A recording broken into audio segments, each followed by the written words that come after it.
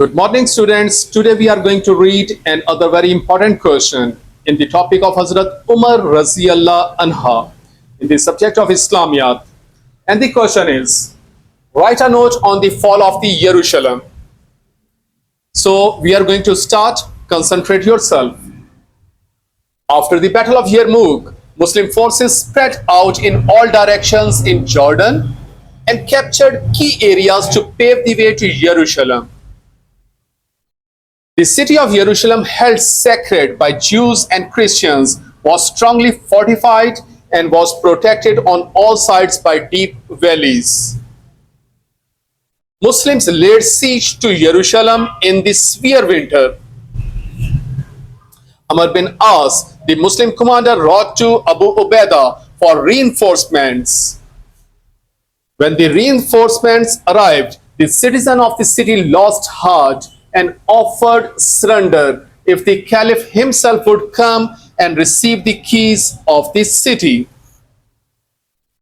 Leaving Ali as his deputy, Umar Raziyallah Anha left for Jerusalem with a slave, taking turns to ride the camel.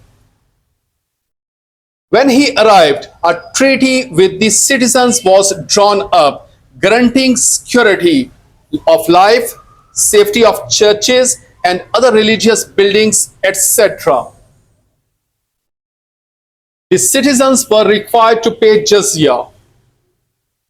Those who would not do so were asked to leave the city. When Umar asked the patriarch of the city where he could offer the prayer of thanksgiving, he was led to a church.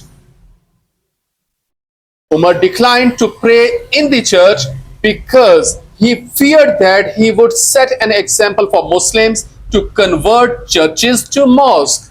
So look at the wisdom of Hazrat Umar Raziyallahu Anha. He refused to pray inside a church. He was then led to a place where Prophet David used to pray. Staying in Jerusalem for a few days, he reorganized the administration and built the Mosque of Umar. So this was the topic, students, the fall of Jerusalem, a very big achievement in the time of Hazrat Umar Raziyallah Anha. Good morning, students. We are going to read another part that is connected with the fall of the Jerusalem. And the question is, how does Umar's conduct at the surrender of the Jerusalem set an example for Muslims? So concentrate yourself, we are going to start. Hazrat Umar's conquest of Jerusalem is a very important event of the early history of Islam. His conduct on this occasion left an indelible mark in the annals of the history. His entry into Jerusalem is one of the rare examples of bloodless victories that Muslims should always try to imitate.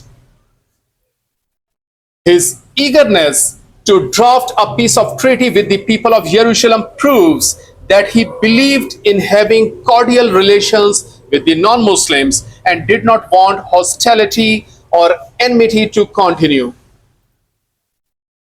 He acted upon the divine command contained in the Quran that says, "But if the enemy inclines towards peace, you too incline towards peace and trust in God."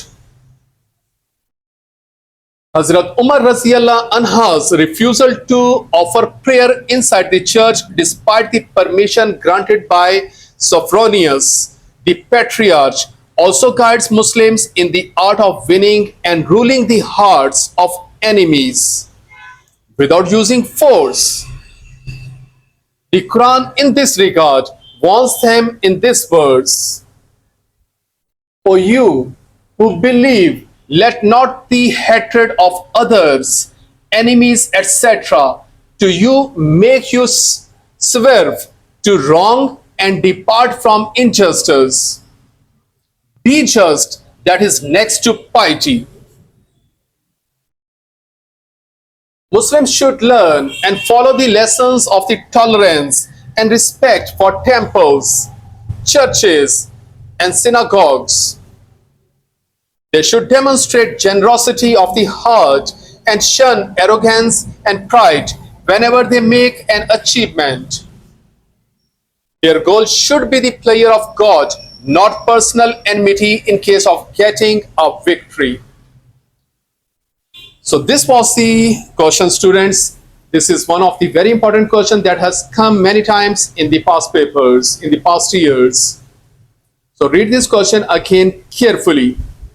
Understand it, memorize it, learn it, and make your notes. Thank you so much.